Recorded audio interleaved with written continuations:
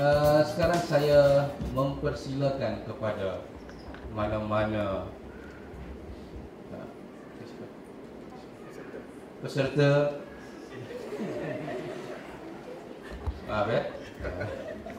Okey, kepada hadirin semua, kepada siapa yang mempunyai sebarang pertanyaan, sebarang pandangan, komentar, dipersilakan untuk mengajukan soalan-soalan anda, komentar-komentar anda kepada panelis. Dipersilakan.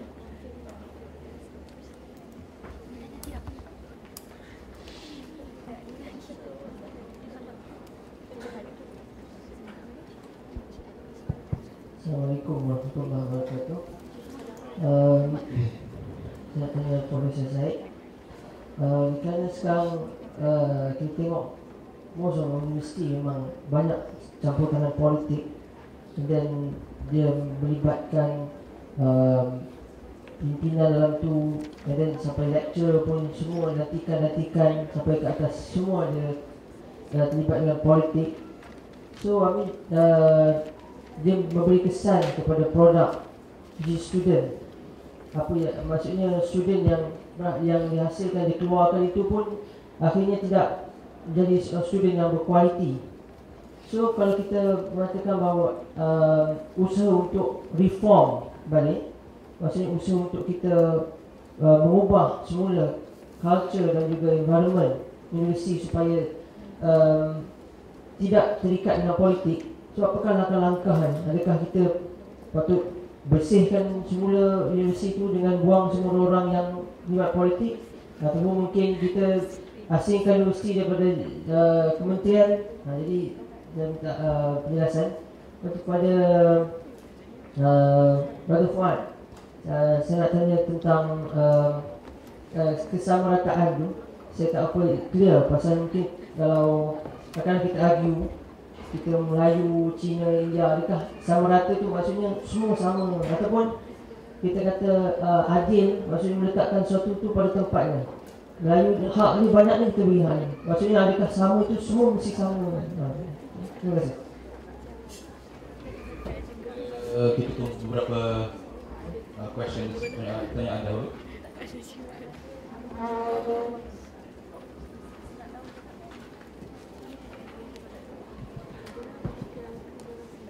Bismillahirrahmanirrahim. Assalamualaikum. Ada 3 soalan untuk Prof. Said. Yang pertama, adakah sistem pondok, yakni sistem turas zaman sekarang, pondok-pondok yang ada dekat mungkin Kelantan, Kedah Timur, turun-temurun sebiji daripada sistem kuliah yang Prof sebutkan tadi? Yang pertama. Dan yang kedua, bagaimanakah nak memperkasakan institusi pondok yang ada zaman sekarang dan sesuai untuk zaman sekarang? Dan yang ketiga, apa pandangan Prof dengan pelajar-pelajar pondok turas yang ada zaman sekarang? Wallahu a'lam. Assalamualaikum warahmatullahi wabarakatuh.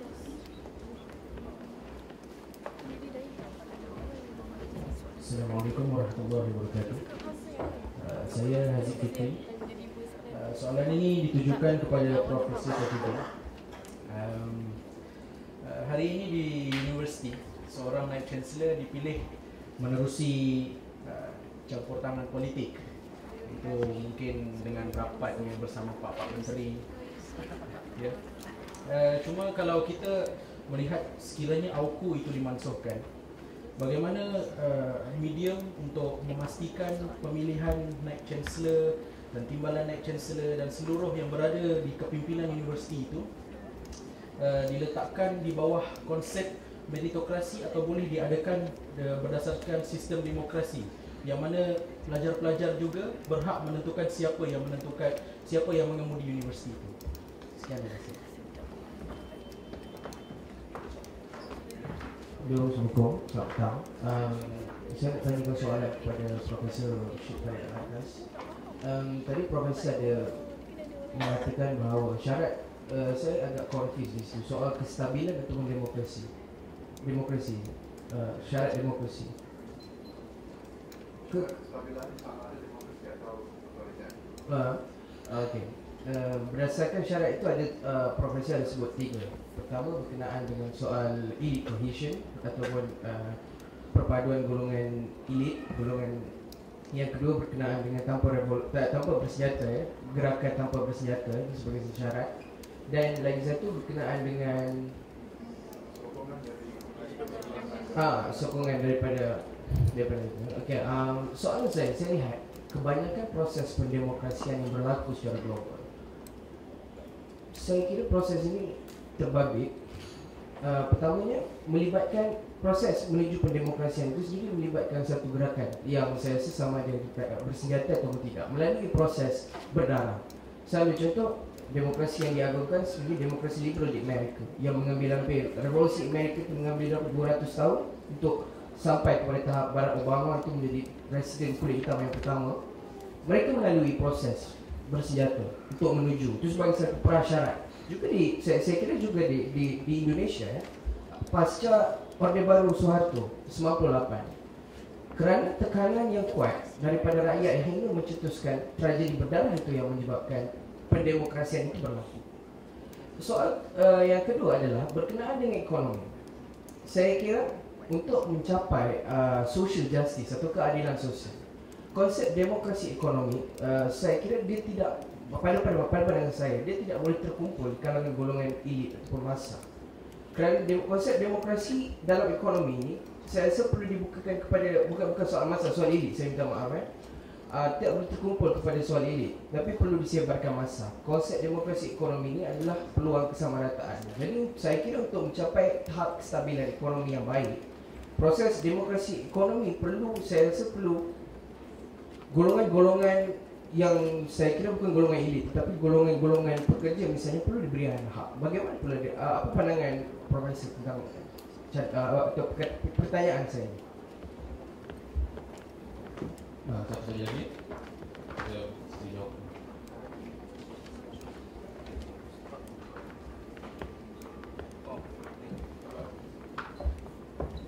Assalamualaikum.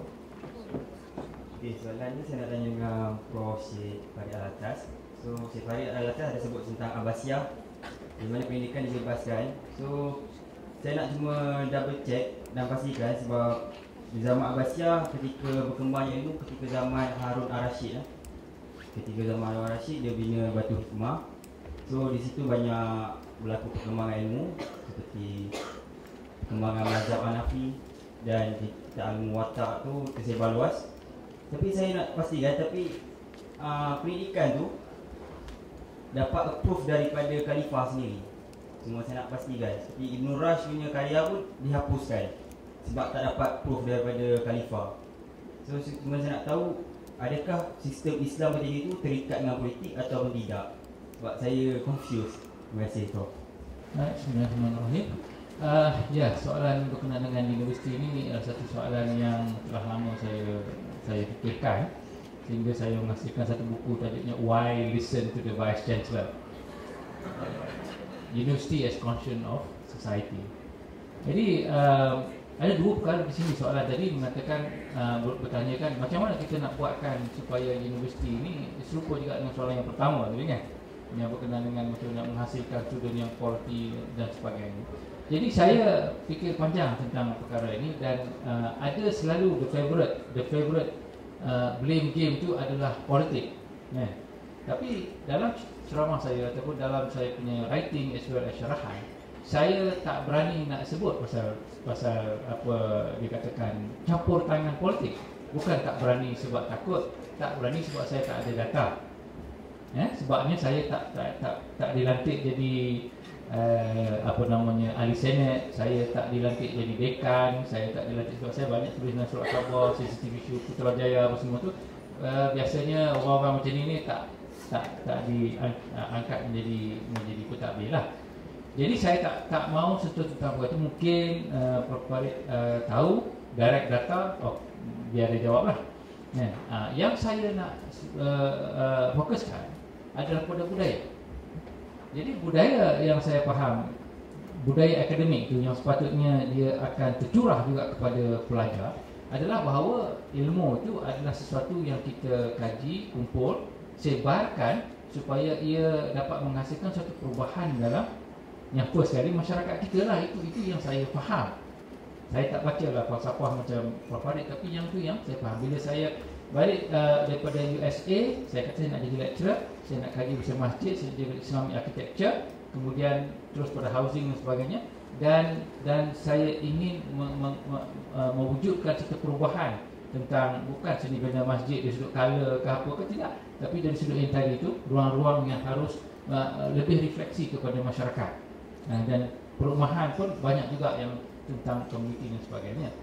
Jadi itu yang saya faham tentang ilmu dan tugas ilmu. Tetapi malangnya dapat satu budaya yang telah dibudayakan oleh universiti dan saya rasa Kementerian Pendidikan Tinggi bahawa kita harus menjadi world class. Kita kena pergi ranking. Yang bila ranking ni, jadi kita kena ada nombor dah. Dan saya sangat sedih nak bagi tahu bahawa sekarang kerja profesor dia ikut nombor. This is your expected KPI number. Dia ada satu value situ. Lepas tu dia converted kepada papers, kepada buku, kepada ini, kepada itu. Saya kalau orang bagi tu saya tolak ke tepi. Saya tak. Kemudian saya kalau nak menilai orang jadi profesor atau associate professor, dia bagi same formula juga, matematik ni. Saya tolak yang tu, saya tulis apa yang sepatutnya. Jadi first kali yang saya nak sebutkan adalah bahawa budaya. Macam mana kita harus memberitahu ahli akademik kita bahawa di dalam Islam 3 orang yang akan ditanya atau disoal. Pertama iaitu orang yang kaya, orang yang berilmu, dan seorang lagi adalah ketua politik dan sebagainya. Dan sebagai ahli ilmuwan ataupun ahli akademik, kita adalah salah seorang yang akan disoal. Apa kamu buat dengan ilmu tu? Oh, saya buat ilmu tu untuk ibadat pada kamu. Bohong. Kamu buat ilmu tu untuk dapat duit dan dapat fame ataupun jadi terkenal. Jadi di situlah yang terjadi sebenarnya di dekat kalangan universiti. Jadi saya kata di banyak tempat bahawa saya percaya ada ke tak ada campur tangan politik ini, tetapi universiti dekat Malaysia ni dia memang autonomous. Dia boleh kalau dia nak invite Anwar Ibrahim masuk kat UTM untuk bagi ceramah. Tapi mungkin dia tak lama dah jadi vice chancellor. Bagi saya tak apalah. Yang dekan pun kalau di-invite katakan Lee Kuan Eng untuk bagi kursus tentang pentadbiran ke apa ke dan sebagainya, lepas tu dia tak jadi dekan lah, mungkin tak dicambung kontrak. Tapi saya kata, so what? Apa kemaruk sangat nak dapat lebih 1,000 sebulan. Saya buat kerja kat luar pun saya boleh dapat lebih daripada tu. Kan? Jadi kenapa kemaruk sangat nak naik first class ke, nak pergi jumpa sultan ke? Ini tak perlu semua ini. Jadi kita standing kita sebagai ahli akademik adalah standing daripada ilmu, kerja ilmu kita, dan juga macam mana kita curahkan kita punya orang kata apa ilmu tu kepada masyarakat, various level, pada children, kepada lapisan masyarakat dan sebagainya. Saya juga ingin menjadi jambatan ilmu, saya kata jambatan ketamadunan. Contohnya satu buku yang saya tulis tentang seni bina dan budaya Cina. Saya ambil seorang Cina kan berbuat. Jadi ini dalam bahasa Melayu. Tak ramai yang beli buku tu lah, sebab orang Melayu tak suka sangat nak tahu tentang budaya Cina. Yang orang Cina nak beli buat apa? Dalam bahasa Melayu dia tak suka pula bahasa Melayu. Jadi buku tu tapi buku tu ada one of the very first book untuk menjadi jambatan kepada orang antara tamadun. Jadi jawapan ringkas saya itu adalah budaya. Budaya akademik ni macam mana kita nak membudayakan bahawa ilmu tu tanggungjawab untuk perubahan dalam masyarakat. Barulah dia boleh trickle down kepada assignment, kepada thesis, dan barulah student tu, dan saya selalu dalam kelas saya, dalam kuliah saya betul tidak perkataan tu, adalah mengatakan bahawa kamu, kalau kamu arkitek, kamu seorang je tahu sama ada budak tu nak jatuh daripada balkoni ni. Okay, jadi what should you do? Dalam sebuah hadis menyatakan bahawa Muslim, iman yang paling kecil sekali adalah seorang yang apabila berjumpa dengan dahan merentasi jalan, dia akan angkat supaya tidak ada orang akan kena. Jadi saya guna macam mana you design this balcony safety for children, macam mana you design this housing untuk crime dan sebagainya, dan what is the responsibility of tubuhan arkitek Malaysia. Tak ada pun sebut tentang isu-isu sedemikian. Jadi itulah soalan saya atau jawapan saya. adalah pembudayaan. Mungkin Prof. Farid boleh sebut pasal dia campur tangan politik, kalau dia berani bolehlah.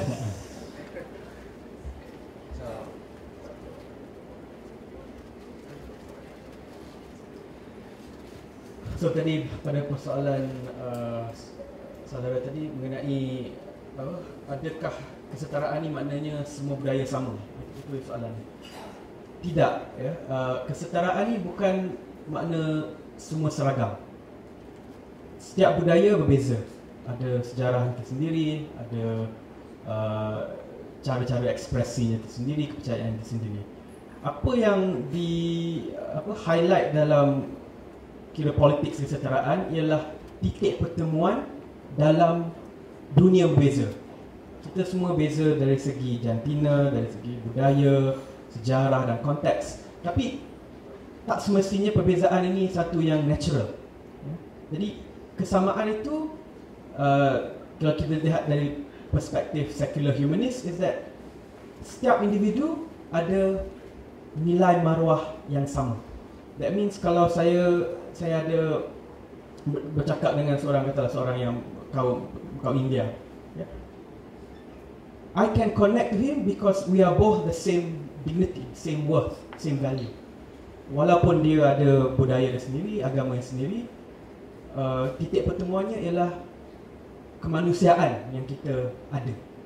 Jadi kita tidak perlu reduce atau simplify identitinya kepada warna kulitnya ataupun praktis budaya dia ke tak, sebab kita ada nilai yang sama. Tak ada yang saya lagi inferior atau dia lagi inferior sebab dia budaya lain, atau saya lagi superior sebab saya budaya yang lain, ya. Jadi ketuanan kebudayaan tu bercanggah dengan idea bahawa setiap manusia walaupun berbeza budaya dan sejarahnya adalah sama, fitrah dia sama, dignity dia sama. So it's setara, kesetaraan ni ialah or equal dignity, titik permulaan dalam dunia yang berbeza. Jadi kalau kita iktiraf kemanusiaan orang lain tu, kita pun tahu bahawa kita pun mula sedar bahawa dasar harus dirancang supaya kita tak bercanggah dengan pegangan kita bahawa kita semua of one humanity. Jadi macam contoh kawasan Sufa Space. We recognize their humanity.